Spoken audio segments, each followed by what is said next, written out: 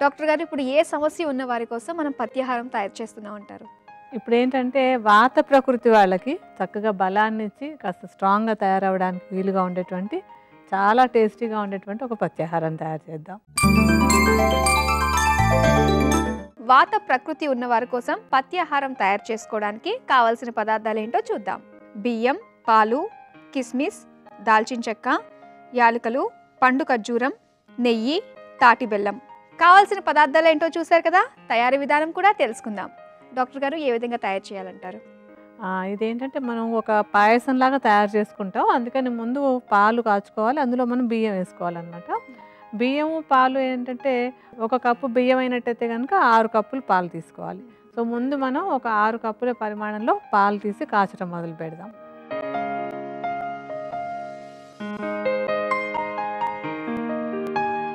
ఇప్పుడు పాలు మరగాలంటారు. అవునమ్మా, పాలు మరిగేలోపు నేను ఏంటంటే ఇప్పుడు వాత ప్రకృతి ఉన్నవాళ్ళు అంటే అందరికీ అర్థం కాదు కదా. వాత ప్రకృతి ఉన్న వాళ్ళు ఎవరు ఎలా ఉంటారో కొంచెం తెలుసుకోవడానికి నేను ఒకసారి చెప్తాను. అది మామూలుగా ఏంటంటే వాత ప్రకృతి అని చెప్పాలంటే చాలా లక్షణాలు ఉంటాయి, కానీ కొన్ని లక్షణాలు తేలిగ్గా అందరికీ అర్థమయ్యేలాంటివి ఏంటంటే బాగా సన్నగా ఉంటారు వాత ప్రకృతి ఉన్నటువంటి వాళ్ళు. మరీ చూసారా కొంచెం ఎముకలు కనపడుతున్నట్టుగా ఉంటారే, అలా బాగా సన్నగా ఉంటారు. అలాగే వాళ్ళ చర్మం ఏంటంటే కొంచెం డ్రైగా ఉంటుందన్నమాట. తర్వాత జీర్ణశక్తి కూడా అంత పెద్ద ఎక్కువగా ఉండదు, తేలికగా అరిగించుకోలేరు అనమాట. ఒకసారి అరుగుతుంది, ఒకసారి అరగదు, అలాంటి తేడాలు ఉంటూ ఉంటాయి. శక్తి కూడా అంత ఎక్కువ బలంగా ఉండదు, కొంచెం బలహీనంగా ఉంటారు. ఇలాంటి వాళ్ళని మనం వాత ప్రకృతి వాళ్ళుగా చెప్పచ్చు అనమాట. అంటే చాలా లక్షణాలు ఉంటాయి కదా, ఎవరికి వాళ్ళు అన్ని లక్షణాలు గుర్తుపెట్టుకోవడం కష్టం. కొంచెం సుమారుగా ఇలాంటి లక్షణాలు బాగా సన్నగా ఉండి, చర్మం కొంచెం డ్రైగా ఉండి, శక్తి కూడా కాస్త తక్కువగా ఉన్నటువంటి వాళ్ళు, జీర్ణశక్తి అంత బాగా లేనటువంటి వాళ్ళు, వీళ్ళని వాత ప్రకృతి వాళ్ళు అంటాం. అటువంటి వాళ్ళు ఎవరైనా సరే ఇప్పుడు మనం చేసేటువంటి పత్యాహారంతో వాళ్ళ ఆరోగ్యాన్ని వాళ్ళ శక్తిని కూడా మెరుగుపరచుకోవచ్చు. ఇప్పుడు పాలు కాగుతున్నాయి కదా, అవును, ఈ పాలు మరుగుతున్నప్పుడు మనం బియ్యాన్ని అందులో వేసుకోవాలి.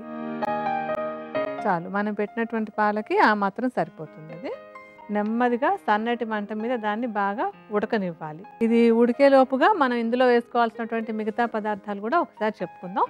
ఇందులో మనం వేసే దానిలో ఇంకొకటి ఏంటంటే ఖర్జూరం. ఖర్జూరంలో ఏంటంటే మనకి సహజ సిద్ధంగా ఉండేటువంటి తీయటి పదార్థం, అంటే శరీరానికి బలాన్ని ఇచ్చేటువంటి ప్రకృతిలో న్యాచురల్గా దొరికినటువంటిది. మనం రిఫైన్ చేయడం అది కాకుండా న్యాచురల్గా ఉన్నటువంటిది శరీరానికి ఇది బాగా బలాన్ని ఇస్తుంది. అంటే వాత ప్రకృతి వాళ్ళల్లో ధాతువులన్నీ కూడా తక్కువగా ఉంటాయి అన్నమాట, శరీరంలో బలం అవన్నీ కూడా తక్కువగా ఉంటాయి. అలాంటి వాళ్ళకి ఇది బలాన్ని ఇవ్వడానికి బాగుంటుంది. ఎండు ఖర్జూరాలని కొంచెం ముద్దలాగా మిక్సీలో తిప్పేసి ఒక పేస్ట్లా చేసుకోవాలి. తర్వాత ఎండు ద్రాక్ష కూడా శరీరానికి కావాల్సినటువంటి శక్తిని బాగా ఇస్తుంది. శరీరంలో అంటే ఇప్పుడు ఈ వాత ప్రకృతిలో కొంత శరీరం అంతా డ్రైనెస్ అది ఉంటుంది, అవన్నీ తగ్గడానికి కూడా ఎండు ద్రాక్ష ఒక చలవ చేసి ఆ డ్రైనెస్ని తగ్గించడానికి ఉపయోగపడుతుంది. అలాగే మంచి పోషక విలువలు కూడా బాగుంటాయి. సో ఎండు ద్రాక్ష కూడా ఏంటంటే పెద్ద కొలతగా కాదు, సుమారుగా వేసుకోవచ్చు. ఇది కూడా మనం రెడీగా ఉంచుకుందాం. మనం ఎప్పుడు కూడా తీయటి పదార్థాలు చేస్తే యాలక్కాయలు అది వేసుకుంటాం కనుక యాలక్కాయలు కూడా వేసుకుంటాం. యాలక్కాయలు పొడి చేసి పెట్టేసుకుని, ఒకటి సుగంధాన్ని ఇవ్వడానికి మంచిదే. అలాగే యాలకులు ఏంటంటే జీర్ణశక్తి మెరుగ్గా ఉండి తీసుకున్నటువంటి పత్యాహారం అరగడానికి కూడా బాగుంటుంది. సో సుమారుగా ఒక 4-5 యాలక్కాయలు తీసుకుని దాన్ని పొడి చేసేసి పెట్టుంచుకోవాలి.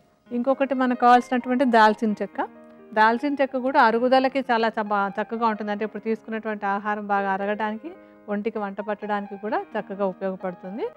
అండ్ సుగంధాన్ని ఎలాగ ఇస్తాయి ఇవన్నీ సుగంధ ద్రవ్యాలు కనుక దాల్చిన చెక్కను కూడా పొడి చేసేసి పెట్టుంచుకోవాలి. మనం అంటే ఇవన్నీ కొంచెం అన్నం మెత్తగా ఉడికిన తర్వాత ఇవన్నీ మనం కలుపుకుందాము. బియ్యం మెత్తబడి అన్నంలాగా తయారైంది కదా. ఇప్పుడు మనం పెట్టుకున్నటువంటి ఖర్జూరము, ద్రాక్ష అవన్నీ కూడా ఇందులో వేద్దాం. ఎండు ద్రాక్ష కూడా సుమారుగా ఒక చెంచా పరిమాణంలో తీసుకుని వేసుకోవచ్చు. వీటికి పెద్దగా కొలత అవసరం లేదు, సుమారుగా అటు ఇటుగా వేసుకోవచ్చు. దాల్చిన చెక్క పొడి కొద్దిగా ఒక పావు చెంచాడు మాత్రమే వేయండి. యాలకుల పొడి కూడా కొద్దిగా పావు చెంచాడు. బాగా కలవనివ్వండి అది.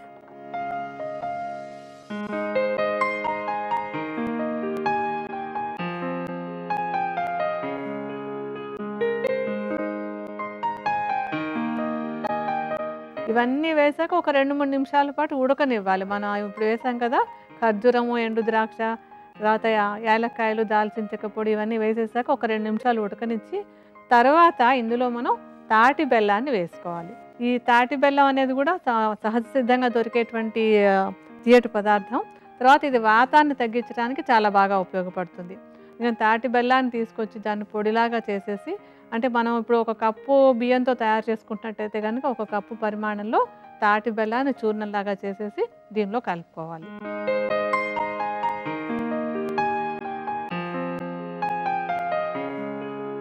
జస్ట్ ఒక్క నిమిషం ఉంచి దాన్ని మనం స్టవ్ ఆపేసేయాలి. ఇంకా కొంచెం కరగాల్సి ఉన్నా కూడా కొద్దిగా ఆ వేడిలో కరిగిపోతుంది అది. ఇప్పుడు ఈ పాయసంలో ఏంటంటే మనం ఒక చెంచా నెయ్యి కూడా కలుపుకోవాలి.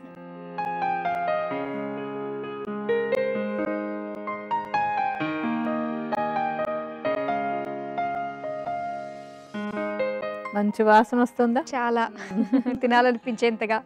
అంటే పాలల్లో ఉడికినటువంటి ఒక చక్కటి పాయసం లాగా తయారవుతుంది. ఇందులో మనమేమో ఖర్జూరము, తర్వాత ఎండు ద్రాక్ష కూడా వేస్తాము, తాటి బెల్లం వేసాము. ఇవన్నీ కలిపి వాత ప్రకృతి వాళ్ళకి బలాన్ని ఇవ్వడానికి, వాత ప్రకృతిలో ఉండేటువంటి ఇబ్బందులు రాకుండా ఉండడానికి కూడా ఇది ఒక చక్కటి పత్యాహారంలా, చాలా రుచికరమైన పత్యాహారంలా ఉపయోగపడుతుంది. దీన్ని ఏ విధంగా తినచ్చు అంటారు? ఏ టైంలో తింటే మంచిది? అంటే ఇది ఏదైనా ఒక రోజులో ఏదో ఒక సమయంలో ఒక చిన్న కప్పు పరిమాణంలో వాత ప్రకృతి ఉన్నటువంటి వాళ్ళు ఒక బ్రేక్ఫాస్ట్లో కానివ్వండి, లేకపోతే సాయంత్రం ఒక చిన్న స్నాక్ లాగా కానీ ఒక చిన్న కప్పు పరిమాణంలో రెగ్యులర్గా కూడా తీసుకోవచ్చు దీన్ని. అంటే వాత ప్రకృతి ఉన్న వాళ్ళే అంటారా, మిగతా వాళ్ళు కూడా తీసుకుంటే? అంటే మిగతా వాళ్ళంటే ఇప్పుడు శరీరం అంటే కఫ ప్రకృతి అది ఉన్నటువంటి వాళ్ళు ఇలాంటి పాయసాలు అవి ఎక్కువగా తినకూడదు. కఫ ప్రకృతి అంటే కొంచెం ఒళ్ళు కాస్త స్థూలంగా ఉన్నటువంటి వాళ్ళు కానివ్వండి, లేకపోతే కఫ సంబంధమైన అనారోగ్యాలు ఉన్నవాళ్ళు, అలాంటి వాళ్ళు తీసుకోకూడదు. మెయిన్ అంటే ఎప్పుడైనా ఒకసారి తినడంలో ప్రాబ్లం లేదు. కానీ వాత ప్రకృతి వాళ్ళకి ఏంటంటే బాగా సన్నగా ఉన్నటువంటి వాళ్ళు ముఖ్యంగా చెప్పాలంటే వీళ్ళు రెగ్యులర్గా తీసుకుంటూ ఉంటే కనుక శరీరంలో ఉండే శక్తి బాగా పెరుగుతుంది. అందుకని అందరూ తీసుకోవచ్చు, అంటే ఎప్పుడైనా ఒకసారి ఎవరైనా తీసుకోవచ్చు. బట్ రెగ్యులర్గా ఒక పత్యాహారం లాగా కేవలం వాత ప్రకృతి వాళ్ళు లేకపోతే చిన్నపిల్లలు తీసుకోవచ్చు. అయితే వాత ప్రకృతి వాళ్ళు ఎవరైతే ఉన్నారో వాళ్ళు టేస్టీగా పత్యాహారాన్ని ఎంజాయ్ చేయొచ్చు. అవునమ్మా, చాలా హ్యాపీగా తినచ్చు.